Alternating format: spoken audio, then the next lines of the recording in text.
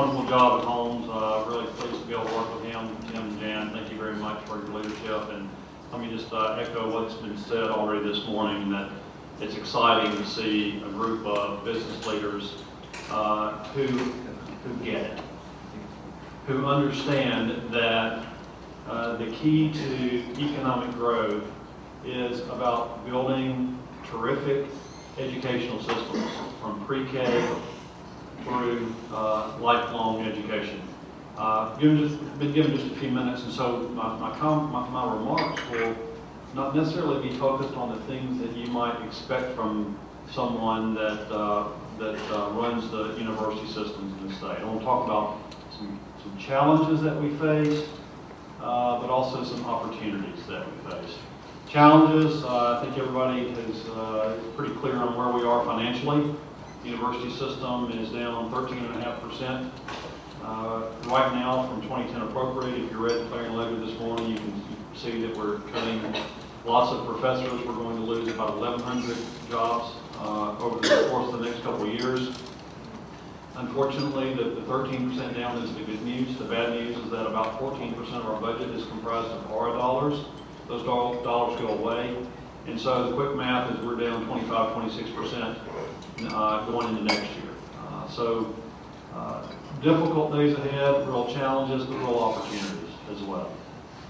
We are working very hard, and Tom's working very hard to absolutely protect the academic integrity of our universities, of our community colleges, of our K-12 systems.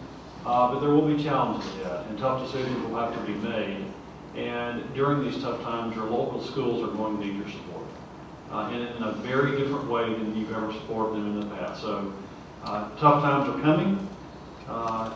The real unfortunate news is that I heard Phil Pepper say one time that we may not see 2009 revenues until 2015. So the bottom line is perhaps we've hit the bottom. We're not going to bounce up. There's going to be a slow recovery. So real financial challenges going forward, but real opportunities. I want to talk about two types of communities.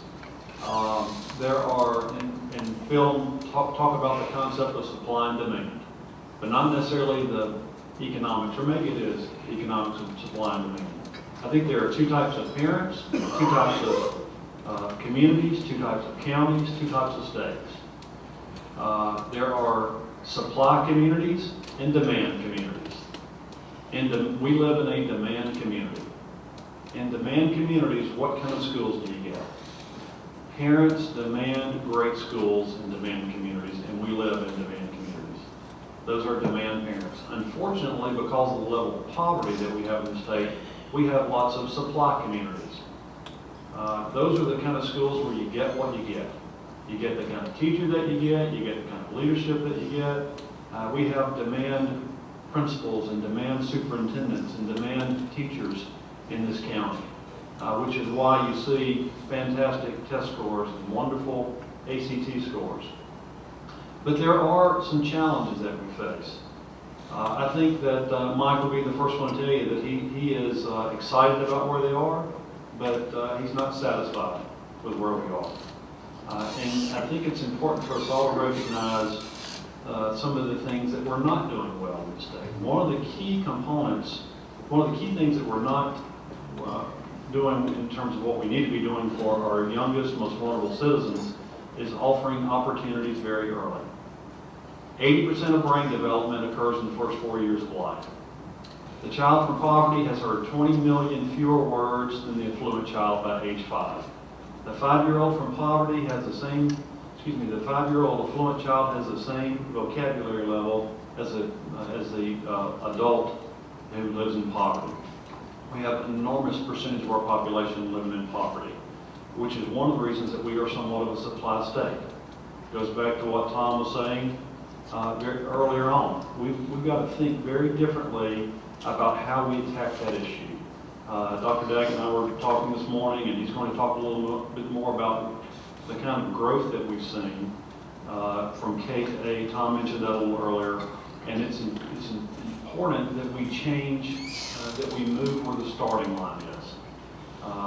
We know that students who can't read on or above grade by the end of the third grade are exponentially more likely to drop out of school, and they're exponentially more likely to go to prison. Those are hard and clear facts.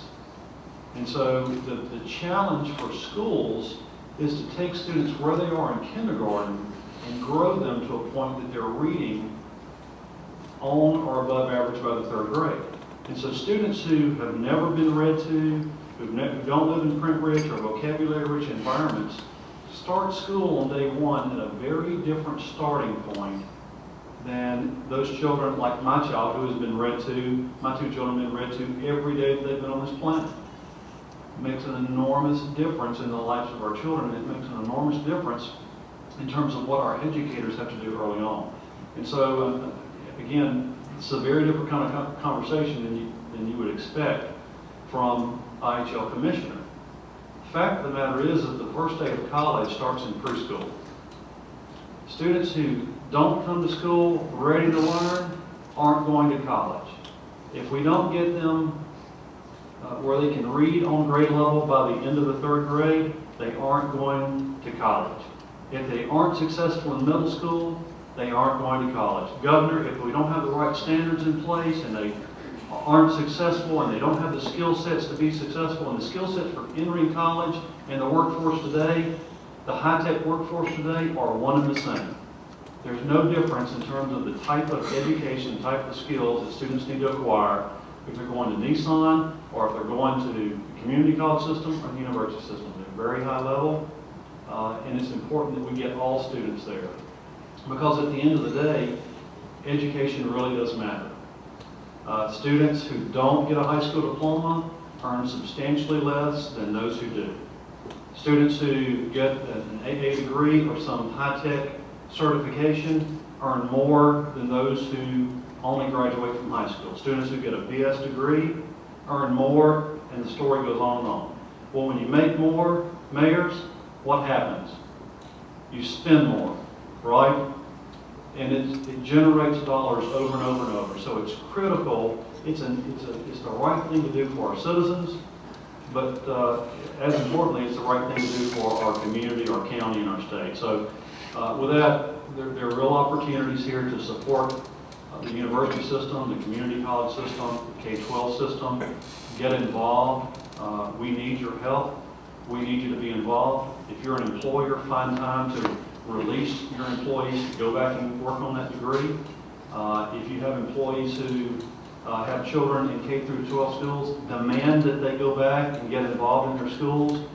Become a demand organization. Help drive the needle. We are past the day when we can only hold teachers, principals, and superintendents and college presidents responsible for educational outcomes. We have to get into the game. So the challenge is figure out where you fit into the system, find a way to be supportive. We need your help. Thank you for what you're doing.